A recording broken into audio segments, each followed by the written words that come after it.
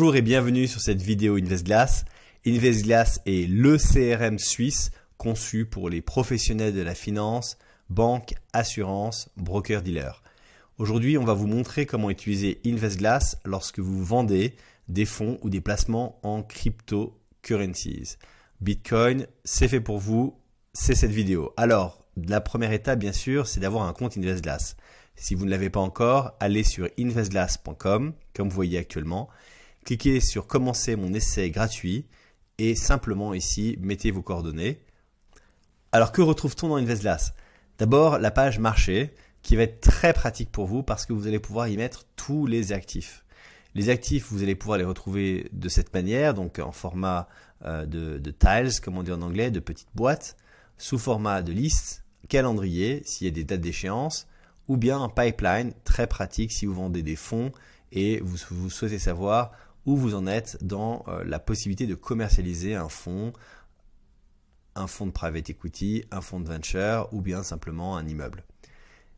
Là, en cliquant sur Grid, vous allez avoir la liste des actifs. Cette liste des actifs est présentée de manière très simple. Vous pouvez rajouter et retirer des colonnes, mais également décider d'imprimer cette liste sous format CSV ou Excel, ce qui est très pratique si vous souhaitez ensuite faire une revue avec votre client sur les produits que vous mettez à disposition. Bien évidemment, toutes ces colonnes, toutes ces informations sont totalement modifiables, c'est-à-dire que vous pouvez créer vos propres champs et rajouter, retirer les champs pour créer votre reporting sur mesure. Ces actifs ensuite sont enregistrés dans des pages et ces pages sont soit renseignées par des providers tels que Bloomberg, FactSet, Morningstar ou tout simplement CryptoCompare comme vous voyez actuellement à l'écran. Ces informations ensuite vont venir enrichir différents types d'écrans, différents types de mesures de risque et vous pourrez également retrouver si vous aviez des investisseurs qui sont investis en crypto, les investisseurs qui y sont intéressés par ce deal. La prochaine étape est de trouver des investisseurs qui souhaitent investir en crypto.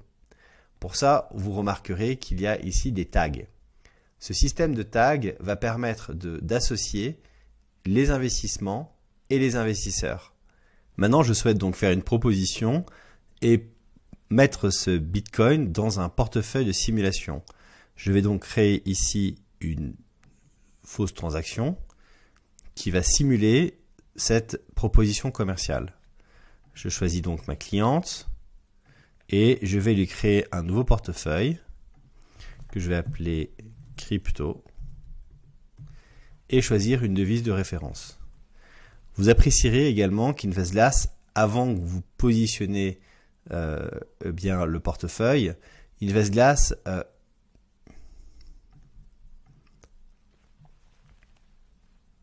je vais donc maintenant faire une transaction pour cette cliente. Je vais donc faire New Transaction et ensuite je vais rajouter cette transaction directement dans un nouveau portefeuille. Alors, que se passe-t-il? Ah, la machine me redit encore qu'il y a potentiellement un souci. D'accord. Et je n'ai pas de portefeuille. Et je vais l'appeler spécialement fait pour les cryptos. Je vais en créer un qui s'appelle Crypto. Voilà. Est-ce que vous êtes sûr en euros? Oui. Parfait. Portefeuille qui s'appelle Crypto. Suivant. Ok, donc je vais mettre une potentielle date aujourd'hui. Ou hier par exemple. Voilà. Ensuite, je peux mettre les contreparties. Je vais lui proposer d'en acheter 2.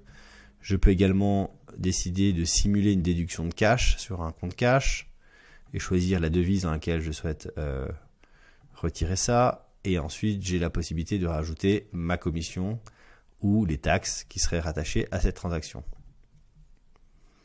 Ok, je sauvegarde. Et maintenant, alors je peux soit confirmer une trace que je peux envoyer. Donc ça, c'est très pratique si vous êtes un broker, vous souhaitez pousser ces transactions ou simplement si vous avez une table de trading dans votre banque et vous souhaitez envoyer directement la confirmation à votre table. Et puis ici, on retrouve donc le portefeuille avec les 2 bitcoins que j'ai achetés qui sont ici. On a encore toujours une problématique de conformité, ça n'a pas changé. Et on a la proposition que l'on peut ensuite exporter joliment avec votre logo, vos codes couleurs en format PDF. On a également la possibilité de connecter à un système de trade, ce qui vous permet de pousser dans un order management system le trade en Bitcoin. Alors, bien évidemment, maintenant que j'ai cette cliente qui a du Bitcoin, les choses avancent, le prix monte, le prix baisse, etc. Mais à un moment, je vais décider de faire une recommandation pour plusieurs clients en même temps. Alors pour ça, il y a plusieurs outils. Le premier, c'est l'outil qu'on appelle le Security Swapper. Donc là, je vais voir parmi tous mes clients qui sont étiquetés comme clients. Voilà. Et pourquoi pas qui sont aussi dans l'advisory. Les sélectionner. Donc là, je vais retrouver maintenant un certain nombre de clients. Ah ben j'en ai qu'une seule, ben voilà, ma fameuse cliente. Et puis je vais lui dire maintenant, sors du Bitcoin. Et puis on va aller sur autre chose, voilà, sur de l'Ethereum. Alors on va pas lui dire combien, mais on va lui dire que tu sors de l'un pour aller vers l'autre. InvestGlass ensuite, avec cet outil de swap, permet soit de rattacher cette recommandation à une campagne, ce qui est très pratique si vous souhaitez ensuite faire une comptabilité sur l'efficacité de votre département advisory. Et vous pouvez également maintenant rajouter un commentaire, et ce commentaire peut être soit envoyé directement au contact, ou bien être envoyé, donc au contact, donc ce serait la cliente, ou bien envoyer un PDF au gérant, et ensuite c'est le gérant qui va pousser cette notification avec ce PDF à son client. Donc il y a les deux méthodes possibles, soit directement vous poussez au client, soit vous poussez au gérant, et puis après c'est le gérant qui l'envoie. Et c'est pour ça qu'on a un outil de campagne, parce que si vous poussez toutes vos propositions aux vendeurs, aux banquiers, en tant qu'advisor, en tant que conseiller spécialiste, vous souhaitez vous assurer que la comptabilité de votre effort commercial, votre effort de recherche, et c'est grâce à l'objet campagne que l'on va pouvoir mesurer cela. Alors l'outil campagne est probablement l'outil le plus puissant pour vous vendeurs, parce que ça va vous permettre de mesurer l'efficacité de vos équipes. Simplement sur l'objet campagne, créer une nouvelle campagne, et on va regarder en détail ce qu'il y a dans la campagne. Donc là je vais faire une campagne qui s'appelle campagne crypto. Parfait. Voilà, du mois de mai 2022. Je vais ensuite choisir un pipeline, donc c'est un tunnel de vente. Là j'en ai un qui s'appelle Advisory qui est très bien. Pourquoi? Parce que je l'ai conçu pour faire le suivi ensuite de la proposition d'investissement. Donc vous avez une équipe d'advisors, vous avez une équipe de spécialistes de fonds qui va sélectionner, qui va trouver les placements. On va s'assurer ensuite que ça part correctement jusqu'au client et savoir si le client est intéressé ou pas. Ensuite, on va donc rattacher à cette campagne différents actifs. Donc très bien, on va pouvoir mettre des bitcoins. Voilà, on va mettre Ethereum. Voilà. On pourrait aussi rattacher une proposition commerciale ou bien un script d'appel. Pourquoi? Parce qu'un script d'appel pourra être ensuite réutilisé avec des arguments qui sont préconçus. On a ensuite un système de routing qui permet intelligemment de voir lorsque vos collaborateurs sont absents ou sont présents pour savoir à qui il faut envoyer des notifications si ça va pas assez vite. Et ensuite, tout un tas d'informations qui sont moins intéressantes pour ce type de campagne. Ce sont plutôt des éléments qui sont les invitations. Donc, lorsque vous organisez des événements sociaux ou bien des événements type rencontre avec les clients dans un hôtel, une partie de golf, etc. C'est là où vous allez mettre ces genres d'informations. Je pense que vous allez juste vous concentrer sur cette partie-là d'abord et ça sera très très bien. Ensuite, vous voyez ici, on peut rajouter des contacts. Alors, pour rajouter les contacts, vous pouvez soit les rajouter avec les différents filtres qui sont à votre disposition ici. Il y a une autre manière de créer des campagnes, je vous le montre, c'est directement depuis la page Contact. Depuis la page Contact, vous pouvez rajouter les filtres que vous souhaitez, notamment celui des tags, et ça me permettrait de filtrer de manière rapide, par exemple, les clients qui sont advisory. Et tous ces clients advisory, là il y en a 5, les sélectionner et ensuite, une fois qu'ils sont sélectionnés, les mettre dans la campagne. Donc, il y a différentes manières de faire. Cette manière est assez pratique. Vous allez voir, on va recommencer. Donc, campagne, voilà, crypto, mai 2022. Parfait. J'avais dit que c'était advisory. Donc, à chaque fois qu'il y a un nouveau prospect dans la queue de la campagne, par défaut, la première étape, ça sera donc Send to Contact Owner. Ensuite, j'ai dit qu'on allait mettre des bitcoins. Voilà.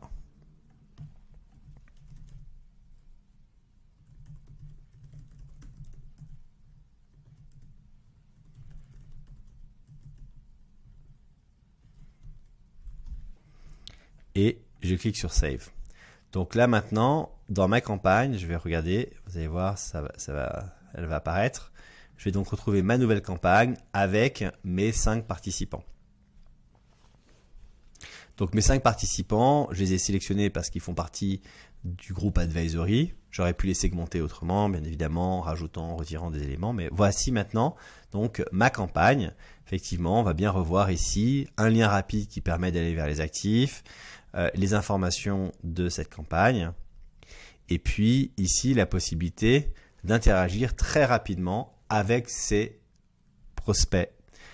Pourquoi? Parce que d'abord, vous avez la possibilité de choisir les colonnes qui vous intéressent. Alors par défaut, vous allez avoir cette vue, donc contact, quantité, montant et le cycle. Bien évidemment, vous pouvez rajouter ou retirer des colonnes, ça fonctionne toujours de la même manière. Je vous invite à aller voir les vidéos sur les custom fields. Ça vous permet de rajouter ou de retirer des colonnes. Là, vous voyez, par exemple, j'ai un champ qui s'appelle couleur. Donc c'est intéressant si vous vendez des palettes de couleurs probablement, moins pour des investissements financiers. Eh bien, vous allez pouvoir rajouter ou retirer ce champ à loisir et ensuite créer votre vue. Une fois que vous avez fait ça, tous vos vendeurs vont se retrouver avec ce pipeline. Alors bien évidemment, vous pourrez rajouter aussi le nom des vendeurs si vous voulez vous assurer que chaque vendeur ne voit que les prospects qui lui sont attribués par exemple. Donc là maintenant, je suis prêt, j'ai tout ce qu'il faut pour commencer à vendre. Alors, d'abord pour commencer à vendre, j'ai la possibilité ici d'engager la conversation soit avec le téléphone, donc vous allez avoir le Voice over IP, le système téléphonique qui va s'ouvrir, envoyer un texto ou envoyer un email. Il y a bien évidemment la possibilité de choisir plusieurs contacts et ensuite de leur envoyer, comme vous savez certainement, un email de masse. Donc 3 clients, je vais pouvoir leur envoyer un email groupé. Bonjour, email body, first name, et ensuite envoyer votre proposition d'investissement et au bout, envoyer, pourquoi pas, soit un formulaire pour souscrire, soit un PDF. Je vous invite à voir, on aura une super vidéo qui traite de ce sujet-là. Ça veut dire que effectivement, chaque prospect, chaque investisseur va donc recevoir un email qui va être hyper individualisé avec les informations et puis vous pouvez bien évidemment choisir de les préparer cet email-là en avance et d'envoyer l'email par exemple à une fréquence déterminée à un jour précis. Une fois que vous interagissez avec vos prospects, vos investisseurs, vous allez pouvoir consigner ici le montant qu'ils souhaitent investir, la quantité. Donc, on va dire là, c'est peut-être 1, 3, 4, voilà. Et donc ainsi, créer votre book. Vous avez la possibilité également d'interagir très rapidement avec le pipe, donc le pipeline, le cycle de vente. Et donc là, très rapidement, je vais pouvoir préciser les quantités qui sont achetées, qui sont vendues, qui est intéressé, qui n'est pas intéressé. Pourquoi on fait ça? Bien évidemment, l'objectif, c'est de créer ensuite une vision, comme vous retrouverez sur la partie reporting, qui vous permettra rapidement de voir la quantité qui a été acceptée et la quantité qui a été rejetée. Alors, on aurait pu mettre une quantité différente. La machine également traite les emails et les SMS. Donc ça vous permettra de voir quel est l'effort commercial qui a été fait en envoi d'email, en envoi des SMS. Et cette vision, vous pouvez l'avoir par étape pipeline, mais vous pourriez également l'avoir par participant, avec la possibilité de filtrer, ce qui est très pratique, par membre. Donc là, bien évidemment, j'ai juste de créer une campagne toute fraîche, mais progressivement, vous avez de l'information qui s'accumule et ça vous permet de savoir ici le nombre de rapports d'activité, le nombre de SMS envoyés et l'efficacité simplement de vos équipes. L'objet campagne est extrêmement puissant et cet objet vous permet de voir extrêmement rapidement également des cycles un peu plus sophistiqués. Parce que bien évidemment, un cycle de vente ne va pas se faire en oui/non. Parfois, vous l'avez envoyé ou parfois le PDF a bien été exporté, mais l'email n'a pas été envoyé. Et bien, avec cet outil-là, vous allez pouvoir tracer parfaitement bien votre circuit de vente, aussi bien pour l'advisory que pour la vente de fonds, la vente de produits immobiliers. Voilà comment marchent les différents outils d'advisory avec InvestGlass. Si vous avez des questions, envoyez-nous un email à contact@investglass.com. À très bientôt. Merci.